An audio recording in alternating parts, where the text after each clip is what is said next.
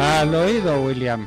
Bueno, hacía falta un documento como el que presentaron los expresidentes Uribe y Pastrana al fiscal ad hoc Espinosa, porque hace falta mucha claridad y necesitamos saber la verdad.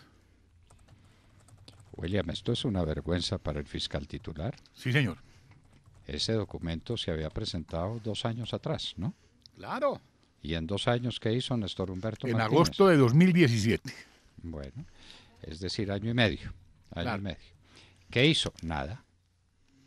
Esto es muy grave. No averiguó nada de semejante hecho, por Dios. Es que se trata nada menos que de la financiación de una campaña presidencial por dineros mal habidos, de una compañía que se dedicó a convertirse en una organización criminal como Odebrecht. Y eso se lo entregan al fiscal, a Néstor Humberto Martínez, y el fiscal no hace nada. No averigua nada, no pregunta nada, no hace ninguna diligencia, y entonces ahora los expresidentes se tienen que dirigir al fiscal ad hoc para decirle: usted cumpla con su deber y díganos si Santos incurrió o no incurrió en el delito de recibir dineros prohibidos y dineros por encima de lo permitido para la financiación de sus campañas en el 2010 y sobre todo en el 2014. Sí, Díganlo. señor. Son cosas. Ahora que habla usted de esto, quiero contarles que ayer pasó por la barbería Hernán Andrade y el hombre se despachó y se destapó y contó cómo se metió la mafia al Congreso de la República y cómo fue el cuento de los bombazos y cómo fue el cuento de la bomba a Fernando Londoño Hoyos y cómo fue el cuento de la bomba a Germán Vargas Lleras, y contó muchas cosas gravísimas. Le quiero contar, doctor Londoño, es espeluznante lo que contó ayer Hernán Andrade y que lo relata en un libro que se llama Las Colombias que he vivido. Me pareció, yo no le conocía esa faceta a Andrade Serrano, y es bueno que las personas pues se den cuenta. Ahí, por ejemplo, también le reclamé, le dije, bueno, pero usted estuvo allá en el Congreso de la República el día en que le pusieron el bombazo al doctor Fernando Londoño. Me dijo, sí, así es. Y usted tuvo después el descaro de ir a la clínica y afortunadamente la hija del doctor Londoño lo sacó tallado de allá, porque usted no merecía ver a su padre, al papá de la hija del doctor Fernando Londoño Hoyos. Hay cosas que se cuentan ahí que nadie sabe y que es bueno que la gente se entere. ¿Y cómo fue un bombazo que pusieron allá en el Hotel Tengendama? Bueno, ahí les dejo la inquietud, porque el país tiene que enterarse de tantas cosas que a veces infunden tanto miedo y que han propiciado que elijan presidentes con dineros que mal habidos y con cosas como las que denuncian el doctor Álvaro Uribe Vélez y el doctor Andrés Pastrana en su última carta al fiscal ad hoc. Bueno, y ahora estamos con el tema de los terroristas del ELN que están en Cuba. Sí, señor. En nuestro artículo El terror y materias aledañas, que los invitamos ustedes a que lo lean, está en las 2 orillas, tratamos ese tema, pero el terror nunca puede ser fuente de derecho. Estos bandidos del ELN quieren que se haga con ellos un documento que se convierta en ley de la República a partir del terror. Ah, ¿con qué no quieren? Entonces les ponemos bombas. Ah, entonces secuestramos gentes. ¿Qué tal el secuestro del ganadero en Valledupar? Además, y el atentado que pretendían en la carretera Boyacá-Casanare. De lo que salvó el ejército al país de una tragedia sin precedentes. Sí, claro. 2 o 3 veces más grande que la de la escuela militar. Esa era la madre de todas las bombas, era la que tenían preparada ya en Cubará. Y entonces quieren que así se sienten a la mesa de negociaciones para hacer derecho. El derecho no puede construirse sobre la base del terror. Este es un problema filosófico profundo, hondo. Los hechos no constituyen derecho, sino cuando se convierten en costumbre porque encarnan valores jurídicos positivos. El terror, la fuerza, la violencia jamás puede convertirse en derecho. Sí, señor. Además, al ganadero del que usted se refería, a Ustaris, al parecer lo incineraron dentro del vehículo. Al parecer no se sabe, no se sabe todavía. No se sabe, al parecer es una en todo caso, hipótesis. En todo caso, reto. O lo secuestraron o lo incineraron. Cualquiera de las dos dos cosas es tremenda como delito. Y el ELN quiere que sobre esas bases se sienten a negociar para crear derecho. No, señor. El derecho no puede provenir de actos delictivos, de actos de violencia. ¿Qué más, Willy? Luis Almagro, el hombre de la OEA, dice que Cuba debe entregar los cabecillas del ELN. Y eso está más que... Lo tiene que entregar. Es que no se enreden con un protocolo. Es que esto no es protocolo o no protocolo. Es que no terminaron unas negociaciones. Es que en medio de las negociaciones, estos negociadores del ELN cometieron un delito de lesa humanidad por el que tienen que responder. Claro. Y lo confesaron públicamente. Luego no hay protocolo. Olvídese del protocolo. Ante la comisión de un delito de lesa humanidad, que sería de la competencia de la Corte Penal Internacional, no hay protocolo que valga. Ni lo valía en la época de Santos y mucho menos lo va a valer en la época del presidente Duque, que no firmó ese esperpento. Luego, entreguen a esos bandidos, los tienen que entregar. Si Cuba los protege, ahí sí que es cierto que se pone por fuera de la comunidad internacional. Claro, y que Colombia rompa relaciones de inmediato con... Es que, a ver, ¿qué nos genera Cuba, doctor Londoño? Nada. Dolor y lágrimas. No, y desde Cuba es de donde nace y se maquina todo lo que sucede con el socialismo del siglo XXI y con el socialismo que sigue ahora. Es decir, yo creo que en general se ha subestimado el papel de Cuba y nadie se ha metido directamente con Cuba, pero si no fuera por Cuba, Venezuela no estaría en la miseria en la que está hoy. ¡Cierto! Cuba en Colombia desde la época de Jorge Eliezer Gaitán, doctor Fernando. Son los cubanos los que están manejando la situación en Venezuela. Claro. Los bandidos cubanos que están allá. Y mañana, 23 de enero, vamos a tener un acontecimiento de unas dimensiones colosales. El pueblo de Venezuela ya se cansó. Y mire usted si se demoró para cansarse. Porque estaba adelantando un proceso dinámico, hermoso, resuelto. Intervino el Papa y acabó con eso. No, eso sí no, es que eso sí no se puede. El Papa Francisco va a tener que responder ante mi Dios por lo que hizo allá en Venezuela. Pero esto ya no lo para nadie. Este 23 de enero de mañana va a ser un acontecimiento singular e histórico, como nos lo anticipó Antonio Ledesma aquí en La Hora de la Verdad. Sí, señor. Hay que hacer un pequeño comentario sobre lo que decía Antonio Ledesma sobre lo que está ocurriendo en Ecuador, ¿no? Porque eso es muy importante y creo que es muy importante que él lo haya dicho, porque ocurrió que un venezolano asesina a la mujer con la que convive, que está en embarazo, y bueno, la coge, la tiene como durante 1 hora con un cuchillo en el cuello y ante la mirada de todos los ecuatorianos y de las autoridades ecuatorianas que no hacen nada para ayudar a la mujer, y después de 1 hora de estar ahí, pues la apuñala y la mujer muere. Y entonces se desata una ola de xenofobia, o no sé cómo llamarle a eso, porque salen ecuatorianos e incluso a ir a atacar con piedras y con palos y a quemarle los ranchos a venezolanos que están en Ecuador, y además el presidente de Ecuador, el señor Lenín Moreno, dice que va a pedir para que el venezolano pueda entrar a su país pasado judicial apostillado, y eso es prácticamente imposible para un venezolano normal en este momento, porque le puede costar mínimo $300, una cosa que obviamente no tiene un venezolano nunca. Entonces, pues la situación es muy difícil tanto por las decisiones de Lenín Moreno como por la reacción que están teniendo algunos ecuatorianos de ir a maltratar y agredir físicamente a venezolanos, como si todos los venezolanos fueran ese venezolano que mató a la embarazada. No hay que ocultar que ese crimen es lo más horrendo que se haya visto. Sí, señor.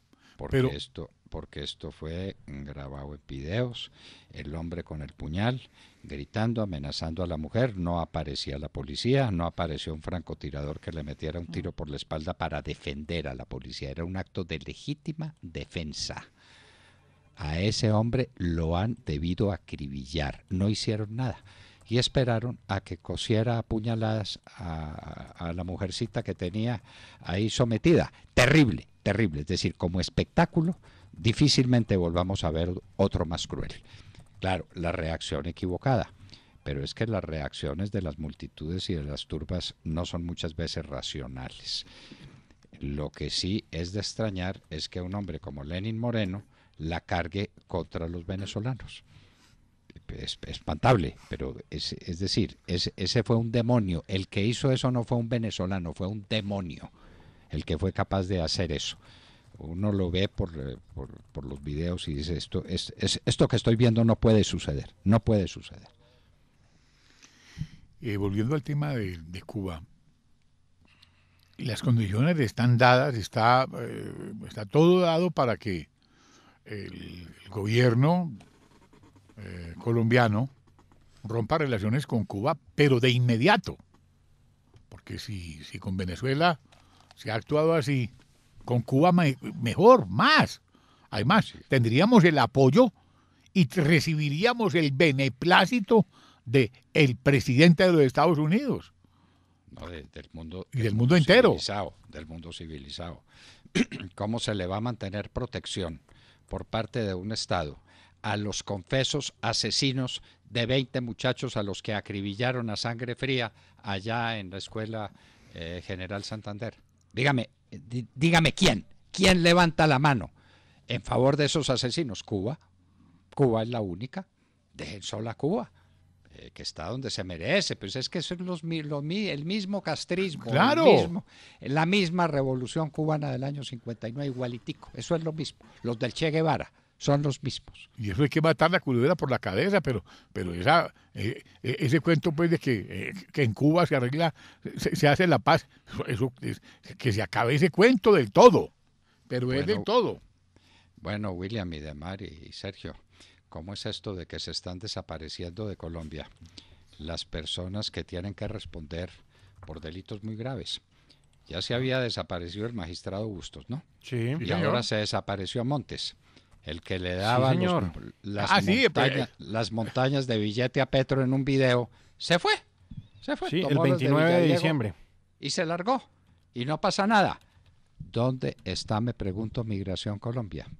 Nadie entiende. ¿Dónde está? No, doctor Londoño, pero es que a Migración Colombia, hay que decirlo también sinceramente, y es que le queda muy difícil impedir la salida de un sujeto si no hay una orden judicial en su contra. Eso es cierto. Entonces, pues Migración hay que preguntarse por los jueces que llevan esas causas, que de manera absurda dejan salir a los implicados en estos asuntos y no hay quien responda. Entonces, a la hora de una audiencia, pues dígame qué audiencia va a ser posible. Esto se dilatará hasta que llegara al punto de tener que archivarse, porque pues no hay quien responda ni quien comparezca a las audiencias. Se dice, la información que hay es que Juan Rebo ausente, Demar, rebo ausente, por favor. Esa figura existe en el derecho colombiano. Rebo ausente. Claro, los podemos, es como rebo ausente, pero doctor Fernando, esto no hace parte de esa maniobra dilatoria de mamarle gallo, párgame la expresión, a la justicia hasta llevar las últimas consecuencias. Y nadie volvió a decir nada de Bustos. Sigue en Canadá muerto de la risa. Muerto de la risa. ¿Y cómo se va así? Y la comisión de acusaciones. La comisión de acusaciones no se iba a manifestar en estos días. En 15 días y no han pasado todavía. La comisión de absoluciones no se ha estrenado la fuerza de voluntad del doctor Londoño todavía. Juan Carlos Montes, lo cierto es que Juan Carlos Montes salió del país aparentemente con destino Suiza y pues allá debe estar. ¿Cómo le parece? Con destino a Suiza. Y se fue con destino a Suiza, se fue a cuidar sus depósitos, ¿o qué? Pues es que Suiza es un destino llamativo, ¿no? Pues llama la atención Suiza. Entiendo que ya están los hijos de Márquez. Y los hijos de toda la guerrillerada ha tenido a los hijos estudiando en las mejores universidades de Europa siempre. Eso es conocido. Y la platica en Suiza. O quién sabe si en el Vaticano, ¿no? Sí, además que Suiza no es un porque país ese tema del Vaticano, ¿no? a ver, este hombre este diácono dijo, aquí tengo las pruebas, aquí, y están a disposición del país que me las pida.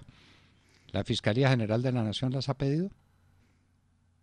Yo me pregunto, pero si a la Fiscalía le dicen en público que tienen la prueba de delitos gravísimos cometidos por el señor Santos y por sus amigos íntimos y no investiga, ¿cómo es posible? Llegue a la conclusión que llegue, diga esto es falso o aquí lo que quiera, pero ¿cómo se niega a investigar?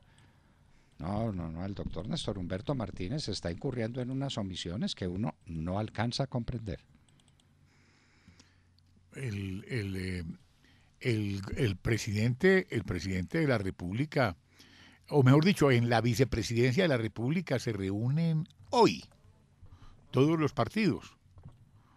Ayer me contaba el presidente del Directorio Nacional que le insinuó a la señora vicepresidente que reuniera todas las fuerzas vivas y hasta vivísimas en su oficina para plantearle ciertos interrogantes que hay. Por ejemplo, el Partido Conservador presentó 50 propuestas ante el Ejecutivo y ninguna ha sido estudiada, me decía Andrade Serrano, que es el desorden que hay en el Ministerio del Interior y de la Justicia frente a los temas que se han propuesto por parte de una colectividad que va a cumplir 170 años y seguirá siendo siempre el Partido Conservador. 50 propuestas concretas le presentaron y eso como que no lo han visto. Yo no sé, este sabio tocayo del Papa, si habrá enterado al señor, al primer magistrado de la nación de esto. Pero las cosas, doctor Londoño, las tienen que mirar, y esos temas los están tratando en este momento en las oficinas de la señora vicepresidente de la República, doctora Marta Lucía Ramírez. ¿Y allá por qué, me pregunto? Él la buscó y le dijo, mire, nosotros necesitamos hablar y pedir que se nos escuche a quienes participamos activamente en la política, tenemos cuyos partidos tienen una representación en el Congreso para ser escuchados en nuestras iniciativas. Hasta el otro día esos temas de política se ventilaban en el Ministerio del Interior, ¿no? Sí, pero hasta que yo conocía la Constitución política. Sí, pero y yo no he visto que el presidente Duque le dé a la doctora Marta Lucía Ramírez el encargo especial de manejar la política de los partidos, la política en el Congreso. Allá están en lo pudiera hacer, pero no lo ha hecho. Y entonces eso demuestra que no hay sincronización, que hay que el tren no arranca y que las cosas están paralizadas.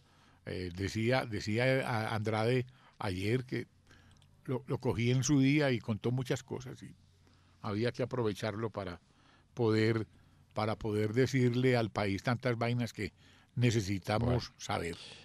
Y finalmente, William, al oído queremos insistir en lo que fue el desastre de las pensiones, de las cesantías, del dinero de las cesantías el año pasado. No hubo ahorro privado por el camino de las cesantías. Y el dinero que estaba acumulado en todos esos fondos de pensiones no produjo nada. No, la rentabilidad fue muy baja, muy baja, no, inexistente. Es que al 5% eso eran 11.000 millones de pesos, es decir, la pobre viejecita le pongo el dinero en CDTs a los bancos. Sí, habíamos dado el dato a octubre del acumulado de los fondos de 232 billones, le confirmo el dato a diciembre, fue de 235 billones de pesos. Esos 235 billones de pesos produjeron solamente 400.000 millones de pesos, 403.000 millones de pesos. Eso es nada, es que el 2%, menos. Mucho menos. El 5% serían 11.000 millones. Entonces esto es como nada. No produjeron nada. Y nadie pregunta y nadie explica que es que las turbulencias del mercado, y entonces pues yo tengo mi cesantía ya y nadie me explica por qué las turbulencias del mercado hace que mi plática sea totalmente improductiva. No, ese es un dato que hay es una caída, es una caída dramática. Es que esto en contraste con lo que produjeron en 2017, es que la rentabilidad de 2017 en contraste fue de 28 billones de pesos. Uno dice, bueno, eso es una cifra, que está muy bien. Un 10% por encima del 10%, ese por es un encima del excelente, 10%, está muy bien. Una excelente rentabilidad. Pero caer de 28 billones a 400.000 millones de pesos. A nada, al uno. No, ni siquiera. Bueno, y en un minuto estaremos con el señor presidente de FENALCO Bogotá. ¿Qué pasó en la Navidad que acabamos de dejar atrás? Bueno, ya estamos a un mes, ¿no? A un mes de la Navidad. Un mes. Pero ya estarán los balances claros y ya sabremos qué pasó en la Navidad en el comercio, que es un excelente termómetro de la actividad económica de un país. Juan Esteban Orrego estará con nosotros en un minuto y les hablábamos al oído. Al oído. 7